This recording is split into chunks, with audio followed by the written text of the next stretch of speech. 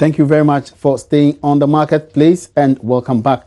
Now to a very fair story. The Ghana Meteorological Agency has withdrawn its services owing to the lack of resources. The agency says the Ghana Civil Aviation Authority and the Ghana Airports Company, which are major stakeholders responsible for providing funds for the institution, have failed to do so effectively. Now, this has resulted in the close down of most of their field stations. Vice Chairman of the Ghana Meteorological Agency, Division of the Public Workers Union, Nana Kofi-Poku, spoke with Beatrice Edu earlier on the market on News Desk.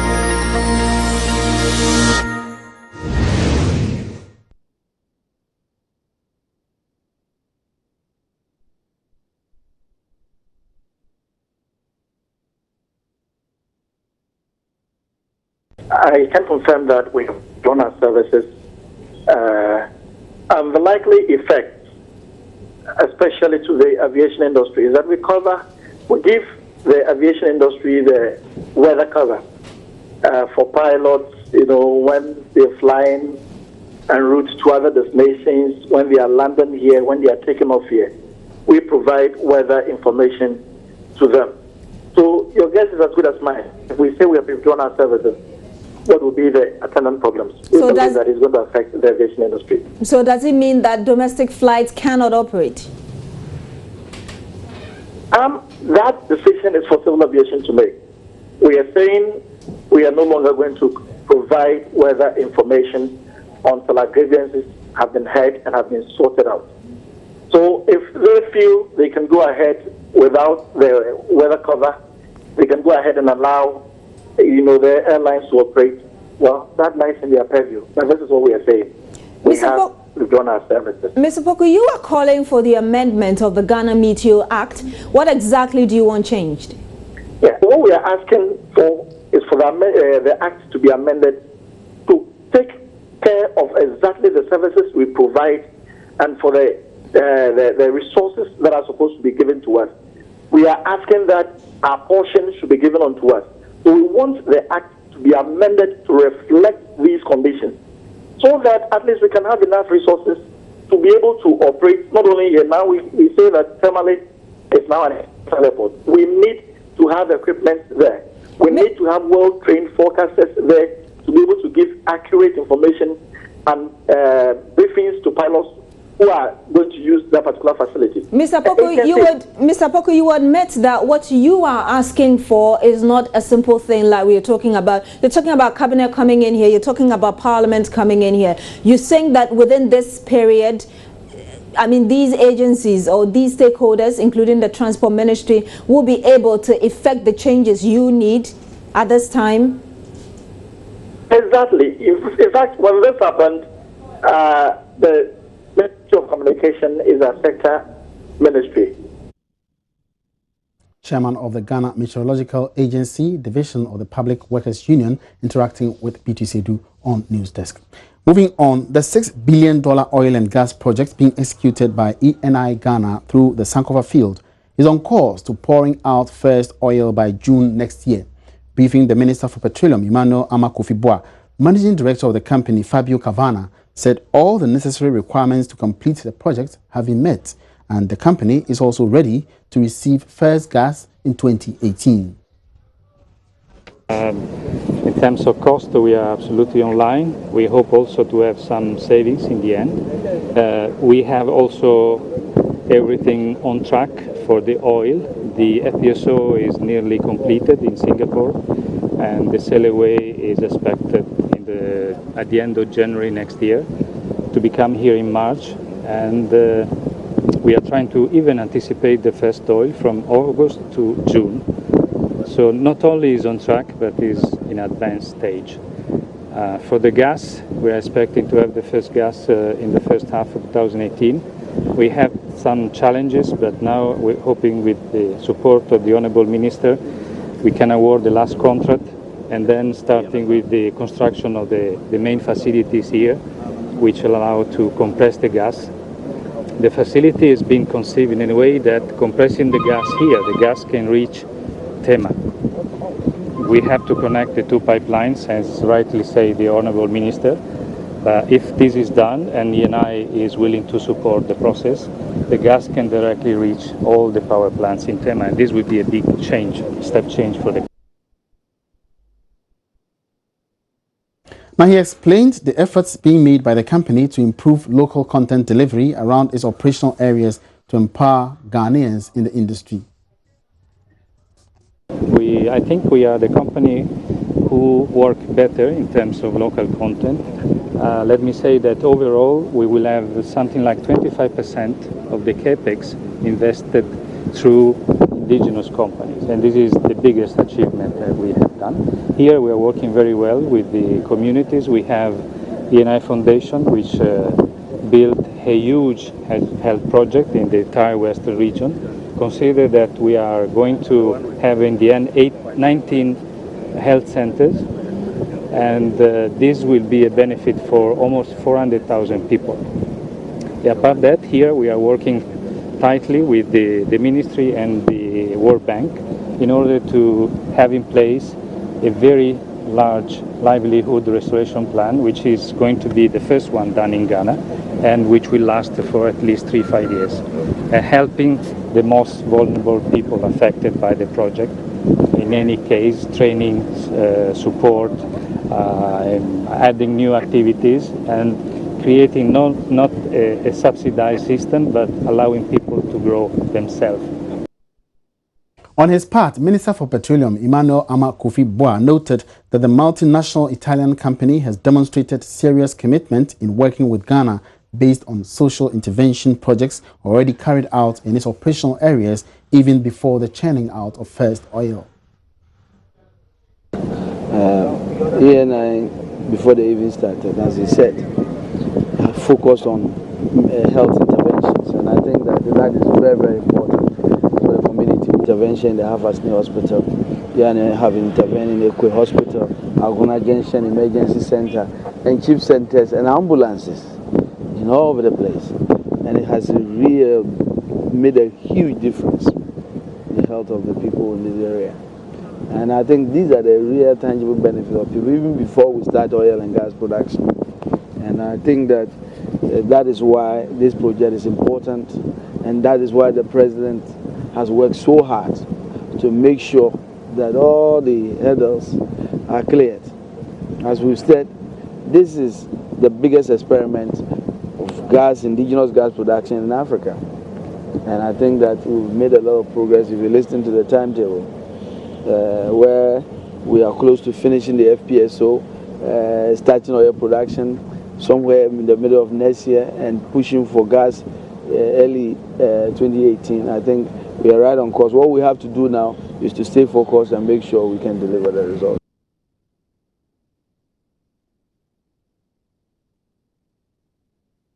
So on the marketplace now, on the current standoff over the exact amount of increase in price of petroleum products may not go away anytime soon. This is because energy think tank Institute of Energy Studies (IES) has backed the National Petroleum Authority (NPA) to dismiss purported hikes in prices of petroleum products. The think tank's recent analysis explains that on the back of an increase in the national fuel stock and stability of the local currency against major trading currencies, any significant increase in diesel and petrol prices for the second October pricing window from the October 16 would be wrong. Now, we're trying to link up with the principal research analyst of, so I hear the principal analyst of the IES has joined us on phone to answer some questions on this development. Good afternoon, Richmond, and welcome to the marketplace. Good afternoon. How are you doing? Yeah, I'm fine. Now, by your analysis, we should have a stable prices at the various pumps. What makes you agree on this particular direction? Good afternoon to your viewers. If anybody is guided by the fundamentals in determining the prices of fuel, the person should know that we are not supposed to be having any change in prices, and that any change in price of fuel at this time around is just motivated by greed and just unnecessary profiteering. That is what we must make clear. Yeah, but Richmond, even before you go ahead, we having, skyrocketing, not skyrocketing, but we have increased prices of crude oil on the global markets. So what makes you think that we shouldn't have any reflective prices here on the local scene? The price rise on the global market was as a result of speculation by OPEC. In fact, OPEC's decision to cut down production. That's what led to the rise in prices. If you've observed, you realize that Russia, who is a major player when it comes to OPEC, is not holding their part of the deal, and as such has affected what OPEC plans to do. If you take into consideration this, you realize that the planned production, cut in production that was planned is not going to happen. Even if it happens, it's not going to have the impact that OPEC expected it to have, because the main reason for doing that was to drive prices. But if you look at the prices again, you will see that prices have dropped ever since that thing was done. If you compare prices when this decision was made about 2 weeks ago to now, it's dropping. But again, if you come back to Ghana, we are not importing crude oil now. I mean, apart from toll, we only import finished product. So even using the crude as a benchmark will be a bit problematic. And that is where we must take a look at the benchmark of Platts, that Platts uses. At the end of the day, that is a benchmark for refined crude, refined oil. And that's what we are using. If you use that, you realize that the price went up marginally on the market. Marginally. It wasn't significant to warrant any 10% or 11% or any figure that someone will mention. Aside that, when you look at our forex has been relatively stable in the year. I mean, we've had the CD being around 3.9 to the dollar. Virtually the whole year has been really stable. So we don't see, if you look at the inventory that we have in the country as well, we had, in the last window, we had about 287 million liters. But as we speak, we have about 458 million liters. That should cover us for about 9 weeks. And these products were brought into the country long ago, even before the speculation started. So it will be very misleading for anybody to use just the rise that they claim on the world market as a basis to say that prices must rise to this level. So are you trying to say that there shouldn't be any price increase at all, or the margin that has been increased? No, I mean, from our analysis, the prices should be stable. And if there's going to be any increment, it shouldn't even be up to 1%. Even 1% is a lot. Okay. It should be stable, because if you are guided by the fundamentals, you should know that prices must not go up. But again, let me make this point clear. About 3 weeks ago, this thing happened again. And if you remember, Shell and Shell Quantum Petroleum were quick to increase their prices. Eventually, the market punished them, and they reduced it back to the prices that it should have been. This is what has happened this time around. So you find Total, Shell, and a number of them increasing. We have about 70. Richmond, let's end this here. We'll get back to you. Just a quick point. Right. You realize that oil and other OMCs have not increased, and we are expecting the market to respond by purchasing from them and punishing these OMCs who have engaged in this unnecessary profiteering. All right. Thank you very much, Richmond Roxanne. He is the Principal Research Analyst of the Institute of Energy and Security. Now, meanwhile, some oil companies earlier disputed the National Petroleum Authority's claim that prices have not gone up by more than 5%. But indications are that some oil marketing companies are backing down on their earlier position of increasing their margins. The managing director of Engine, Henry Akwabwa, in an interview with Joy Business, says the company has now revised its position and its projections following critical analysis. Let's hear what he says. As of yesterday, there were some projections as to what percentage increase was going to happen with this window. We did have our initial projections, but eventually when we finally set the prices, we're doing an increment of between 3 to 4% on both products. So, I mean, the beginning of every window has its own projections and speculations. Sometimes you have the suppliers giving you prices which eventually they reduce to reflect market conditions. And that is what has happened now. That initially the projections were higher than what the real increases have been. if you go around. If you compare to many years ago, if you are today, crude is hovering around $51 per barrel, and we've gone as high as $147 before. So I don't think that should result in the hike in prices. I mean, if you just have to look at the prices alone, but of course there are also other elements in the price build-up. All right, so that was Henry Akwabwa, Engine Petroleum, MD for Engine Petroleum. Now, moving on, 2 university students studying to become environmental scientists start a business in media content packaging. Their reason to change the African narrative. But how exactly are they doing that? Join us this afternoon on the Joy Business Van as we tell the story of Blackmore Studios. Here's a little teaser. Action. It's another working day at Blackmore Studios.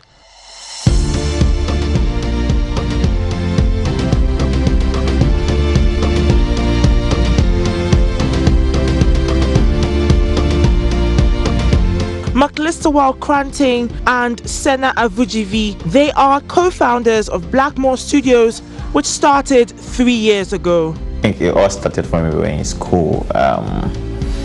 I did environmental science. My partner here also did environmental. We were in the same class, shared the same hostel, and we used to be roommates too. So we were science students. We liked what we were studying, but we didn't really love it. I didn't love it, but he does. But I didn't really love the science. So, all I was doing was looking for content online to read about media stuff. I learned a lot from the media, YouTube videos and stuff like that, because I knew I wanted to be in the media. So that I wasn't taking my studies serious, although I wasn't failing, but I wasn't giving it my 100%. So we started one company on campus called Parago Studios.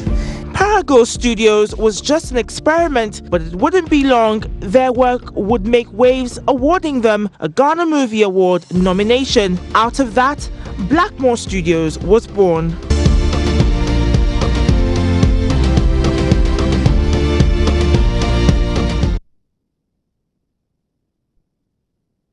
So you get a full version of the story on the Business Live program at 5 p.m. And finally, the compensation exercise for customers of defunct DKM Diamond Microfinance depositors goes on. So far, the process has been fraught with several problems. The customers have expressed worry about the method used by the Registrar General's Department for the disbursement, as well as complaints that the amount paid is paltry. More in this report by correspondent Anas Sabit. They arrived early on Tuesday morning to receive their compensation, but by 2:30 in the afternoon, the premises of the Ghana Commercial Bank was almost empty, with several of the clients leaving with disappointment. One customer of DKM Diamond Microfinance at Winchi told Joy News that he invested 16,500 cedis and received only 20 cedis, with the explanation that he paid 20 cedis as initial deposit before the investment. Others also complained that they invested 40,000 cedis and over, but received 20 cedis. This raised suspicion among the customers that the liquidator was intentionally doling out small amounts in order to abscond with their monies.